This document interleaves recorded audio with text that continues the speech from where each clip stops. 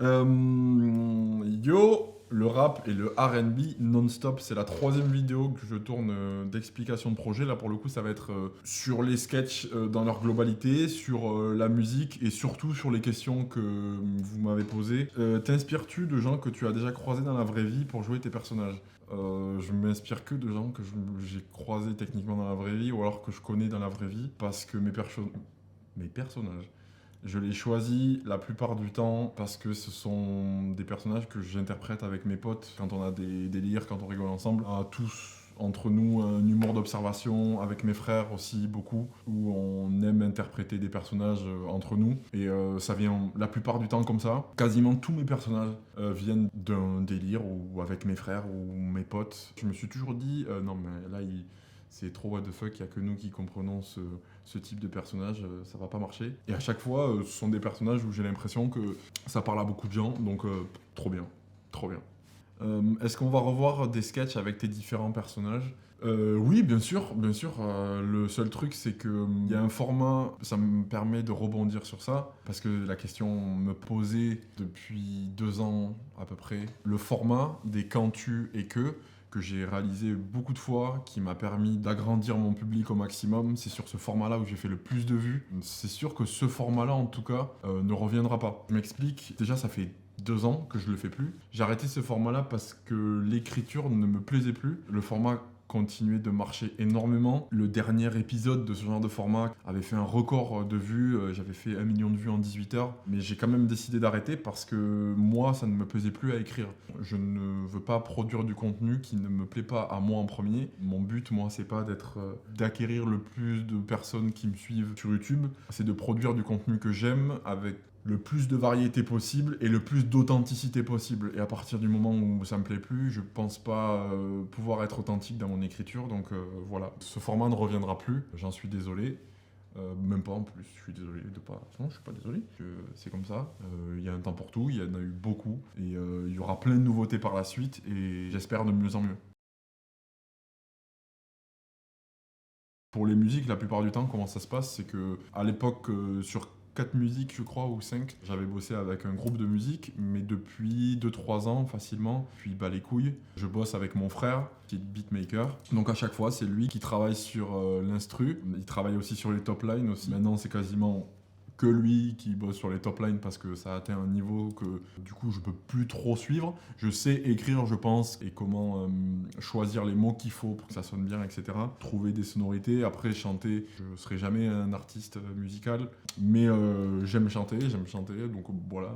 Ça permet aussi de donner une autre vie à mes personnages et une autre lecture. On ne les voyait pas que dans un univers réel, on les voyait dans un univers plus fictif, et ça leur donnait une sorte de seconde vie. Je trouvais que ça agrandissait l'univers de mes personnages, ça leur donnait une autre couleur, si on peut utiliser ce mot-là, je me déteste à le dire, mais voilà, c'est tout simplement pour ça que j'ai fait ces musiques-là. C'était pas la question de base, hein, mais je me permets de réunir plusieurs questions en une. Comptes-tu faire un album de musique? Non, pas un album, mais alors peut-être plus tard, mais alors vraiment pas tout de suite. Je vais réaliser bientôt un EP de 4 ou 5 sons avec le personnage de Martin Voyelle. C'est mon frère qui va s'occuper de toute la production. On va lui poser la question si des personnages pourraient intervenir dans ces musiques-là. Oui, il est possible que il y ait des feats avec des personnages à moi. Il faudrait qu'ils soient pertinents. Je pense que parfois, il y a des personnages qui peuvent pas du tout rentrer en feat en musique. Et j'ai pas envie de faire des musiques pour faire du gag. Je veux que les musiques apportent un univers à mes personnages, que ce soit pas une musique pour faire rire, mais que la musique fasse rire d'elle-même parce qu'elle est interprétée par un personnage où on peut se dire ah ben tiens, lui, il appartient à tel type d'artiste, etc. Donc ouais, il y a un projet en préparation, il y a beaucoup de projets en préparation, il va falloir peu dormir. Combien de temps te prend une vidéo? Ça dépend.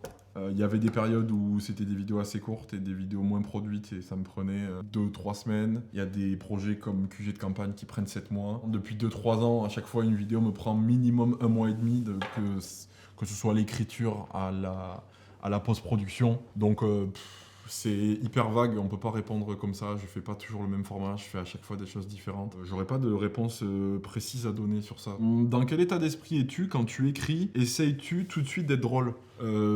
Pas du tout. Enfin, pas du tout. Non, pas du tout. Pas du tout. Pas du tout. Ça se comprend, ça.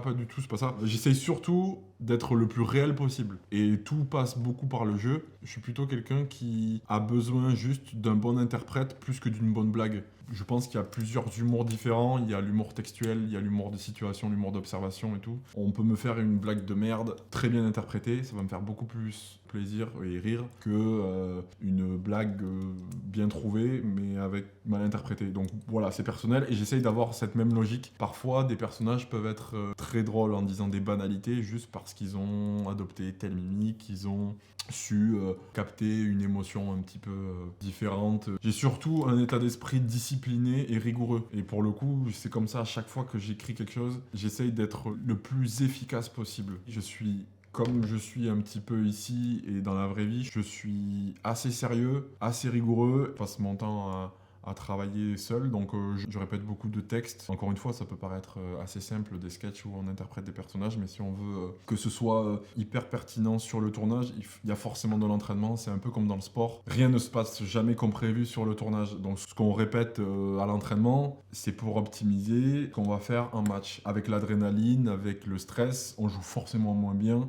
Et si on veut tendre vers un jeu qui est le plus optimal possible, il faut énormément s'entraîner avant, sinon on déjoue complètement.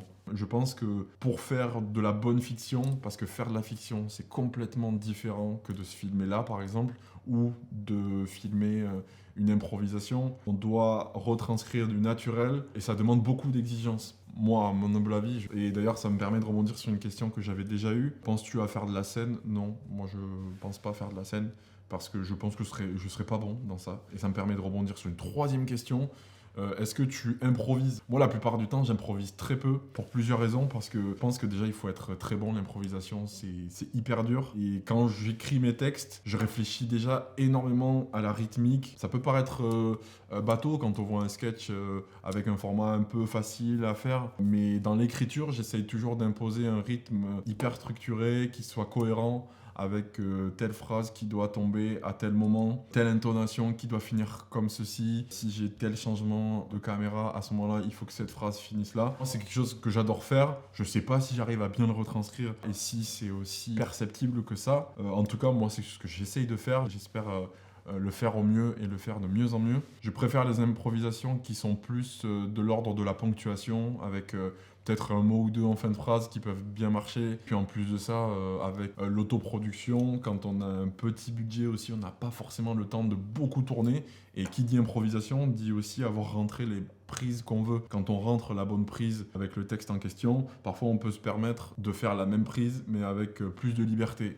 Sauf que moi, ces prises-là, la plupart du temps, je les fais pas parce que j'ai pas le temps. Ça m'est arrivé très peu de fois d'avoir le temps de pouvoir refaire des scènes. C'est un luxe pour l'instant que je peux pas me permettre. On n'a pas forcément la prise la plus optimale possible à chaque fois. On essaye de tendre vers ça, mais on l'a pas forcément. Sur les 120 vidéos que j'ai faites, c'est du 100% à chaque fois, de la pression, de l'attention. Tu dois rentrer tant de plans dans la journée, être efficace le plus possible. Et ce que les gens vont voir sur Internet, ça va rester sur Internet toute ta vie. Donc t'as pas le temps de te plaindre, t'as pas le temps de savoir si tu as le temps de manger. Les gens qui vont voir la vidéo, ils vont s'en foutre que t'aies pris 3 cafés dans la journée, ils vont pas le voir. Donc moi je veux être le plus efficace possible à chaque fois et j'essaye de tendre vers ça au maximum.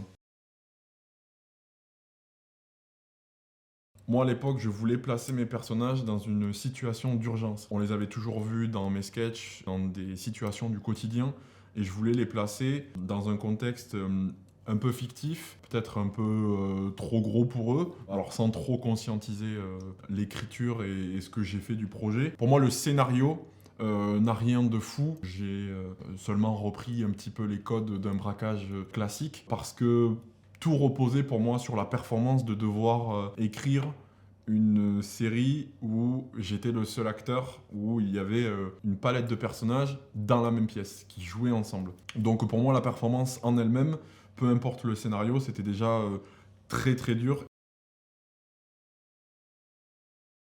Ce qui a été important de faire, ça a été surtout de spatialiser les personnages dans l'espace, vu que sur le plateau, je suis tout seul à jouer. Donc il faut constamment imaginer quel personnage sera en face de qui qui parlera à qui. Si un personnage A parle au personnage B, qui sait qu'on peut voir en personnage C si on a cet axe de caméra. Il faut forcément y mettre une silhouette qui était jouée par des amis à moi, qui étaient aussi grands que moi de préférence, qui mettaient le déguisement, qui jouaient l'épaule. Donc ça a été un travail de logistique pur et simple avec des tableaux, le personnage, l'amorce, où il se situait dans la pièce. J'ai dû faire beaucoup de dessins, même si je dessine très très mal, et je ne vous montrerai jamais ces dessins par respect pour tous les artistes qui dessinent.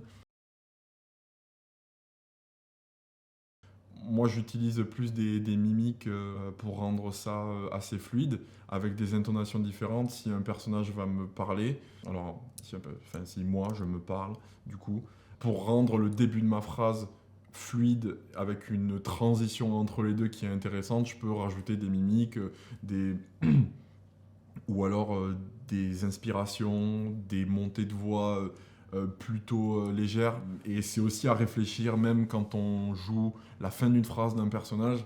Par exemple, si je dois dire une phrase et que moi-même je dois me parler dessus juste après, j'essaye d'imaginer à l'avance de baisser la fin de ma phrase et monter la précédente que je ferai dans 2 heures par exemple. Donc c'est constamment tout dans la tête sur 1h20 de contenu. Y aura-t-il une saison 3 Désolé, mais il n'y en aura pas. Parce que j'aimerais bien en faire un film. Et voilà, la continuité de la saison 2, qui serait sûrement pas humoristique d'ailleurs. Alors évidemment, avec des personnages aussi timbrés, peut-être qu'il y aura des moments, des pointes d'humour, j'imagine. Ça peut être dans pas longtemps, ça peut être dans très longtemps. Je sais pas, en tout cas je veux le faire bien, je veux le faire mieux. Ça va demander beaucoup d'investissement et pour l'instant je peux pas me le permettre parce que je veux faire quelque chose de grand, parce que c'est le projet qui me tient le plus à cœur. Et pour ça, il va me falloir beaucoup d'argent, donc je sais pas comment. Mais il y aura, c'est sûr et certain, une saison 3 film. Comment as-tu commencé les sketchs?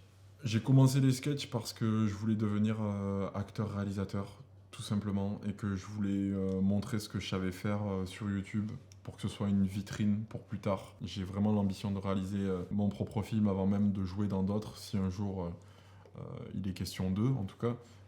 J'espère, pourquoi pas. Mais moi, mon objectif premier, c'est de réaliser mon propre film. Est-ce que j'ai des inspirations? J'ai des inspirations, et à la fois pas trop. Je suis pas hyper cinéphile, c'est assumé. Je pense pas qu'on soit nécessairement obligé d'être un bon acteur et d'avoir vu tous les films classiques. Je pense que pour moi, ça relève juste de l'ordre du naturel. À partir du moment où tu sais retranscrire des émotions naturelles, t'es pas obligé de te calquer sur des fictions, sur des films historiques.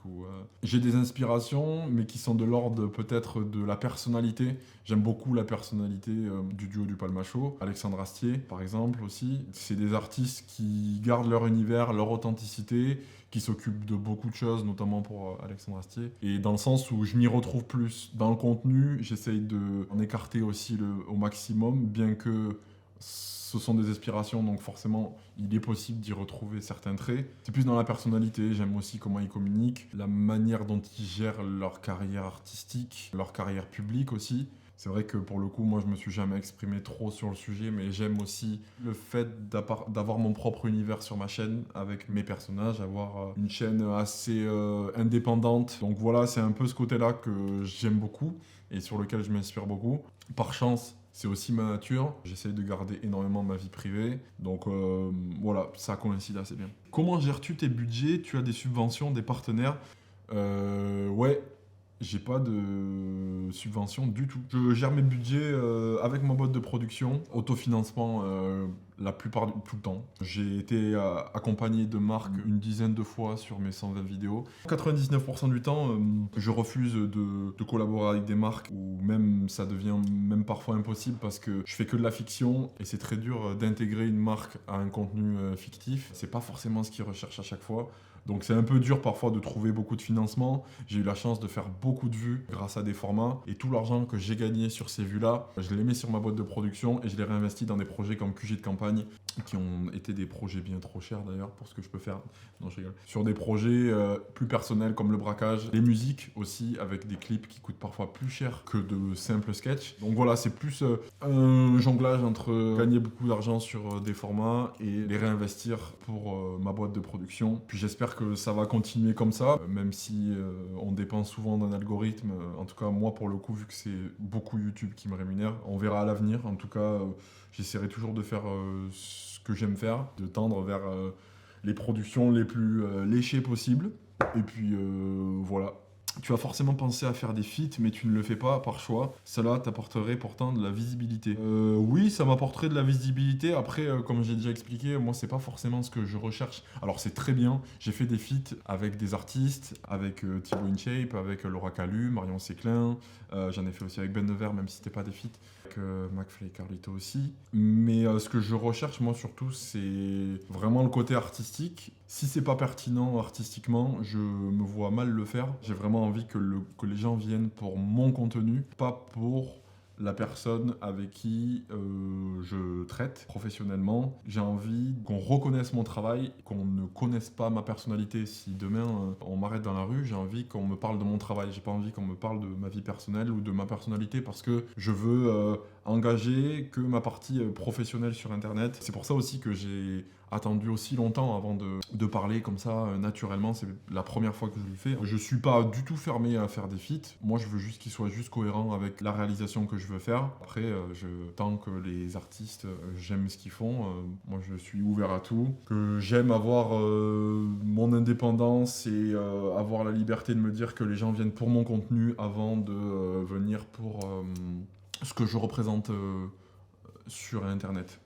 Tu as prévu de refaire des séries comme QG de campagne? Comme QG de campagne, je sais pas, peut-être oui, un jour il y aura l'idée. Mais par contre, des séries, ouais, carrément. D'ailleurs, c'est un petit peu l'intention de cette chaîne maintenant, c'est que j'aimerais bien commencer à orienter ma chaîne sur une direction artistique ou alors on va dire une ligne directrice qui serait de faire presque que des séries. Parce que j'adore ce format d'écriture, j'adore les formats déclinables. Je me retrouve beaucoup dans l'écriture de la série. Donc j'aimerais bien tendre vers une chaîne qui ne fait que des séries. Et pourquoi pas à terme, alors je vais me calmer, pourquoi pas dans très longtemps, produire même d'autres artistes qui veulent faire une série sur ma chaîne, faire une sorte de mini Netflix sur ma chaîne. On va se calmer, c'est mini Netflix, c'est juste pour comprendre l'image. Voilà, j'aime bien ce concept-là, c'est pas un concept fou, mais ouais, c'est... D'ailleurs, il y a une prochaine série qui va arriver bientôt, de mini-sketch très court, complètement différent, avec des univers, un univers vraiment différent, et il y a une autre série qui est en préparation, de mini-sketch aussi,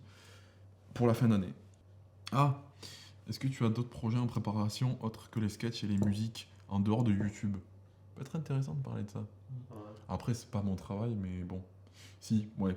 Je fais juste une petite aparté. Ouais, moi je suis passionné de sport. Je veux absolument intervenir dans le monde du sport parce que j'ai été ancien sportif de basket. Je regarde énormément, quasiment exclusivement de contenu sportif. J'ai envie de parler de la culture sportive française et j'ai un projet d'écriture de livres et de documentaires en préparation aussi. Je sais pas quand est-ce que ça sortira. J'aime aussi beaucoup le bodybuilding. Donc aussi partager des moments avec des gens dans le bodybuilding aussi. Pourquoi pas même un jour produire un contenu de court-métrage sur un sportif. Ça serait aussi mon rêve. Donc ouais. Carrément, mec. Il y a moins de sketchs depuis quelques temps. Est-ce que tu as du mal à te renouveler ou bien c'est parce que tes projets prennent beaucoup de temps? Ouais, et puis j'avais été absent pendant un petit moment, parce que, et encore absent, j'ai été absent 7 mois, mais en soi j'ai arrêté de travailler pendant 2 mois, le reste du temps je travaillais sur la série QG de campagne, par choix parce que ça faisait 6 ans que j'étais en flux tendu non-stop, que j'avais quasiment pas arrêté, que j'étais un peu épuisé, et donc du coup j'avais décidé de stopper un peu pour aussi me renouveler artistiquement, recommencer sur d'autres projets différents. Et c'est un petit peu ce qui se passe en ce moment avec QG de campagne et repartir sur d'autres univers. J'ai pas du tout de mal à me renouveler, j'ai 1000 idées. Réalisables, j'en ai moins du coup, parce que j'ai 1000 idées qui sont peut-être parfois trop chères. Je ne fais pas de YouTube une finalité, moi je veux être acteur et réalisateur. Peu importe si ça marche ou pas, ou si je ne poste plus pendant tel moment, ma passion restera toujours intacte pour moi.